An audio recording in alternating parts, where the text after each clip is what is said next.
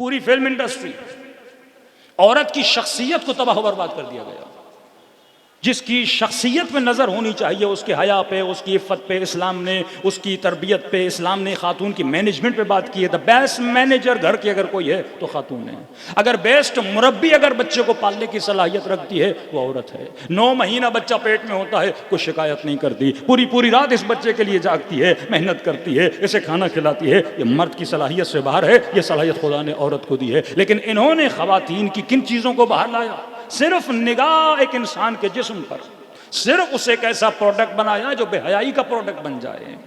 तो इस्लाम के ज़माने में, क़ब्ल इस्लाम के आने से पहले औरतों को दफन किया जाता था। आज के ज़माने में औरत को दफन नहीं किया, पर उसकी शख्सियत को दफन कर दिया गया। हमारे उस्ताद कहते थे उस ज़माने में शख्स को दफन किया जाता था, आज के ज़माने में शख्सियत को दफन कर दिया गया। कि शनासाई इसकी क्या है? आपको ऐसे ऐसे गलत रोल मॉडल दिए गए। अब ये वो मकतब और ये फर्श अज़ा है जो ख़वातीन को रोल मॉडल देता। कभी फ़ातिमतुज़ ज़हरा जैसा रोल मॉडल, कभी खतीजतुल कुबरा जैसा रोल मॉडल, अपनी पूरी इफ़्फ़त व हया के साथ ज़िंदगी जी। सैयदा ज़ैनब कुबरा जैसा रोल मॉडल एक हमासाई वजूद है, मैदान करबला में है, पैगाम इमाम हुसैन को आगे बढ़ा रही हैं। बच्चियों के लिए सैयदा सकीना के जैसा रोल मॉडल, जनाब मासूमा खुम जैसा, ऐसी बावफा बहन जो भाई के लिए वहाँ से सफ़र करके वहाँ पर आई हैं। आपको किसी रोल मॉडल की ज़रूरत नहीं, इस सिस्टम ने और निज़ाम ने आपको रोल मॉडल दिया। आज एक छोटी सी मिसाल दूंगा, क्योंकि कुछ कौमी मसाइल भी हैं, लेकिन जब तक आप हिकमत से काम नहीं लोगे आपके कौमी मसाइल भी हल होने वाले नहीं हैं। कुरान मजीद में नमाज पर बड़ी ताकीद है, ज़रा गौर से सुनिएगा। नमाज, अकीमुस्सलाह, अकीमुस्सलाह, अकीमुस्सलाह, नमाज कायम कर, नमाज कायम कर, नमाज कायम कर। सूरह बकरा, अतस्तब्दिलून अल हक़ बिल बातिल व तक्तुमून अल हक़ व अंतुम तालमून। ऐ लोगो, तुम हक़ को लिबास बातिल पहनाते हो, तुम हक़ को छुपाने की कोशिश करते हो, जबकि तुझे पता है कि हक़ क्या है। फिर फरमाया वक़ीमुस्सलाह व आतु ज़कात वरकऊ मअर राकिईन, नमाज कायम कर, ज़कात अदा कर और रुकू करने वालों के साथ रुकू में चला जा। अतअमुरुन नास बिल बिर्र व तंसौना अनफुसकुम व अंतुम ततलूना अल किताब अफला ताक़िलून। कई लोगों, तुम लोगों को नेकी की दावत देते हो जबकि अपने आप को भूल जाते हो, जबकि तुझे पता है कि हक़ क्या है। वस्तईनु बिस्सब्र वस्सलाह, मदद मांगो सब्र से, मदद मांगो नमाज से। व इन्नहा लकबीरतन इल्ला अलल खाशिईन, व इन्नहा सिग़ह तानीस है, और ये नमाज बहुत गिरा चीज है। इस पर वही अमल कर सकता है जिसका कल्ब खाशे है या बंदे खाशे है। पूरे कुरान में कहीं पर भी नहीं है नमाज पढ़ो, अकीमुस्सलाह, नमाज कायम करो। अमीरुल मोमिनीन की शहादत नमाज में, 11 मुहर्रम को सैयदा ज़ैनब नमाज, इमाम हुसैन आखिरी सजदा, जंग सिफ़ीन इब्न अब्बास वक्त नमाज है, अली ने नमाज पढ़नी है। ये है क्या नमाज? अस्सलातु तन्हा अनिल फ़हशाइ वल मुनकर, नमाज फहशा से बचाती है, नमाज मुनकर से बचाती है। कई नौजवान सवाल करते हैं मौलाना कुरान की आयत है नमाज फहशा से बचाते। मैंने कहा कफिर ये इतने नमाजी दाइश वाले, कभी जहादुन निकाह, कभी लवात की बीमारी, कभी फिस्क, कभी फुजूर, कभी जुल्म। कितने नमाजी हम देखते हैं मौलाना, नमाज पढ़ते हैं लेकिन फहशा में, नमाज पढ़ते हैं पर जिना में, नमाज पढ़ते हैं पर फिस्क व फुजूर में। ये कौन सी नमाज है जो फहशा से बचाती है? ये कौन सी नमाज है जो मुनकर से बचाती है? और नमाज, और उसके बाद नमाज जमात की फजीलत कि दिन में 5 मरतबा हर मुस्लिम पे नमाज वाजिब की। अहादीस है यहां तक कि अगर सर नो के नेजा पर भी है फिर भी नमाज जमात को तर्क न करना। है क्या नमाज जमात? है क्या ये फजीलत नमाज? ये कौन है जिससे कह रहा वस्तईनु बिस्सब्र वस्सलाह, मदद मांगो सब्र से, मदद मांगो नमाज से? ये कुरान किताब हिकमत है, जरा 5 मिनट सोचो तो सही। कहा व इन्नहा लकबीरतन इल्ला अलल खाशिईन, ये नमाज जो है ये सख्त काम है, ये बहुत बड़ा काम है। इससे वही अंजाम देगा जो बंदे खाशे होगा। 2 चीजों से मदद मांगो, सब्र से और नमाज से। लेकिन कहा कि नमाज बड़ा मुश्किल काम है बनिस्बत सब्र के। अब 5 मिनट सोचिए, किसी का जवान बेटा मर जाए, उस पर सब्र करना मुश्किल है या मस्जिद में जाके 2 रकात नमाज पढ़ना? किसी के घर में उसका बच्चा कोई बाहर मार दे और उसका छलनी लाशा उसके पास पड़ा हो, कोई कहे कि जनाब इस पे सब्र करना मुश्किल है, 2 रकअत नमाज पढ़ना। मौलाना सब्र करना मुश्किल है, नमाज तो आसान है। 6-6 साल गुजर जाएं, लोगों के बच्चे गायब हों, यह सब्र मुश्किल है। या किसी मस्जिद में जाके 2 रकअत नमाज पढ़ना, कुरान कहता नहीं नमाज पढ़ना मुश्किल है, लेकिन प्रैक्टिकली देखा जाए तो सब्र मुश्किल है। आपको घर लेना है, बैंक गए, 1 करोड़ रुपए आपने निकाला, बाहर जैसे निकले चोर आया, आपका 1 करोड़ लेके चला गया। अब कोई कहे कि 2 रकअत नमाज पढ़ना मुश्किल है, ये जो आपका पैसा चोरी हुआ, पूरा घर पूरा माल आपका लुट के चला गया, इस पे सब्र करना मुश्किल है। लेकिन कुरान कहता है इन्नहा लकबीरतन इल्ला अलल खाशिईन, नमाज को कायम करना यह मुश्किल काम है क्या ये नमाज? अमीरुल मोमिनीन से पूछा, मौला ये सलात क्या है? फरमाए सलात से मुराद विलायत अली इब्न अबी तालिब है। तभी कभी नहीं कहा पढ़ो, कहा अकीमुस सला, नमाज को कायम करो। ये निजाम विलायत की बात हो रही है। अकीमुस सला व आतुज़ ज़कात, फिर कहा वर्कऊ मअर राकिईन, रुकू करने वालों के साथ रुकू में चले जाओ। वस्जुदू मअस साजिदीन नहीं, मअल मुसल्लीन नहीं, मअश शाकिरीन नहीं। हालांकि नमाज में सजदे की बड़ी फजीलत है, होना तो ये चाहिए था सजदे करने वालों के साथ सजदे में चले जाओ, लेकिन कहा नहीं रुकू करने वालों के साथ रुकू में चले जाओ। ये रुकू है क्या? सूरह बकरा पहला सूरा, उसमें यह कहा कि रुकू करने वालों के साथ चले जाओ। फिर कहा तुझे हक का पता है, तू हक का साथ नहीं देता। फिर कहा तू हक को छुपाता है। फिर कहा तुझे इल्म भी है पर तू अमल नहीं करता। फिर कहा यही नमाज है जो तुम्हारी मदद करेगी, पर इस नमाज पे चलना, इसको कायम करना बड़ा मुश्किल है। फिर कुरान मजीद का आखिरी सूरा या आखिरी से 1 सूरा 200 सूरा पहले आया सूरह माइदा, आवाज आई इन्नमा वलियुकुमुल्लाह, मैं अल्लाह तुम्हारा वली, वर्रसूलु, मेरा रसूल तुम्हारा वली, वल्लदीना आमनुल्लदीना युकीमून सलात व युतून ज़कात व हुम राकिऊन। और तीसरा वली वो है जो हालत रुकू में ज़कात देता हुआ नजर आए। वहां का वर्कऊ मअर राकिईन, यहां बताया रुकू करने वाले कौन हैं और किस रुकू करने वाले के साथ उन्हें मिल जाना है।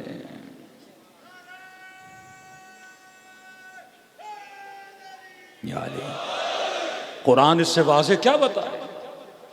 अफला यअक़िलून, तू अक्ल से फायदा नहीं लेता?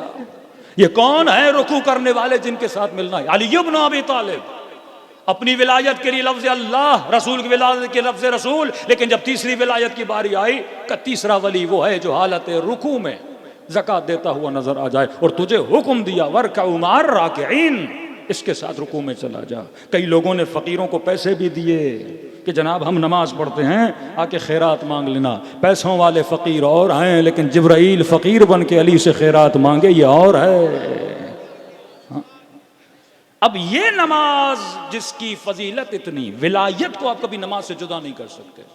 समझो विलायत के 2 सिक्के, एक सिक्के की तरफ अमीरुल मोमिनीन, दूसरा सिक्का है नमाज, नमाज, नमाज। और नमाज जमाअत की फजीलत, दिन में 5 मरतबा मस्जिद में आओ, नमाज जमात पढ़ो।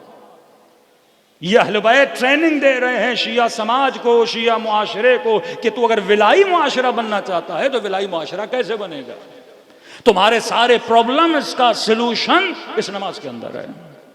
अब चाहे शिया जेल में हो, अब चाहे शिया मिसिंग पर्सन हो, अब चाहे तुम्हारे यहाँ पे हालात हो, यहाँ पे धरने के मसले हो, जो भी तुम्हारे कौमी मसाइल हैं, इसका हल नमाज के अंदर है। और हम तुझे इसकी ट्रेनिंग कहाँ पे दे रहे हैं? निज़ाम विलायत की ट्रेनिंग तुझे नमाज में दे रहे हैं। और एक दफ़ा नहीं, दिन में 5 मरतबा दे रहे हैं। क्योंकि बचपन से जब एक ट्रेनिंग करोगे वो तुम्हारी कौमी आदत बन जाएगी। अब देखिए, कल मैंने कहा 2 समाज है ना, शिया समाज, गैर शिया समाज। शिया समाज में 10 लोग बैठे हों, वक्त नमाज हो जाए, एक दूसरे के चेहरे देखते हैं, जमात पढ़ाएगा कौन? आखिर में समझ नहीं आता, सारे फुरादा पढ़ लेते हैं। हमारे भाइयों के समाज में चले जाइए, वक्त नमाज हुआ, एयरपोर्ट पे आपने देखा होगा, रास्तों में आपने देखा होगा, पता नहीं कोई भी बंदा आगे खड़ा हो जाता और पीछे अल्लाहु अकबर, नमाज शुरू। करत कैसी है बंदे का पता है, हलाली भी है कि नहीं है, अकीदा का कैसा है, कुछ भी नहीं, क्योंकि वहां पर यह सख्ती है ही नहीं। ये असर है फिक़ह का, ये असर है अकीदे का, ये असर है मकतब का, आपका बच्चा हर किसी के पीछे नमाज पढ़ने को तैयार नहीं होता। शराइत इमाम हैं। क्यों? क्योंकि अगर कोई 2 मिनट के लिए, 4 मिनट के लिए लोगों का रहबर बन रहा है, लीडर बन रहा है, वो कोई एरा गेरा नहीं हो सकता। उसकी शराइत हैं। कर्ज सही होनी चाहिए, हलाली होना चाहिए, आदिल होना चाहिए। अब कर्ज सही है, हलाली भी है, आदिल भी है, 3 लोग खड़े हैं, लेकिन उनमें से एक सैयद है, तो सैयद को पहले जाना चाहिए। अब 2 सैयद आपस में आ गए, कर्ज भी सही है, का जिसकी शक्ल बेहतर है, उन दोनों में से थोड़ा खूबसूरत है, उसे आगे खड़ा होना चाहिए। लूला नहीं होना चाहिए, लंगड़ा नहीं होना चाहिए। इतनी सख्त शराइत है हमारे इमाम जमात के लिए।